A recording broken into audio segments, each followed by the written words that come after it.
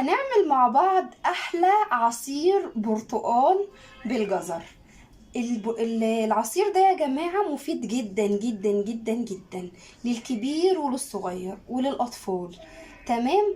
هعمل ايه؟ هجيب جزرتين وهقطعهم بالشكل ده زي ما انتم شايفين، وهحطهم في مية واولع عليهم كده عشان يتسلقوا. تمام. جبت برتقال وقشرته. تمام. وهحطه في الخلاط مع شوية مية. خلطت البرتقال. تمام. وصفيته، وبعدين هنزل بالجزر اللي انا المفروض انه استوى. خلطت كله مع بعضه ونزلت بالسكر. تمام. اهم حاجة عايزة اقولك عليها ما تكتريش الجزر، هي جزرية واحدة للاربع برتقانات.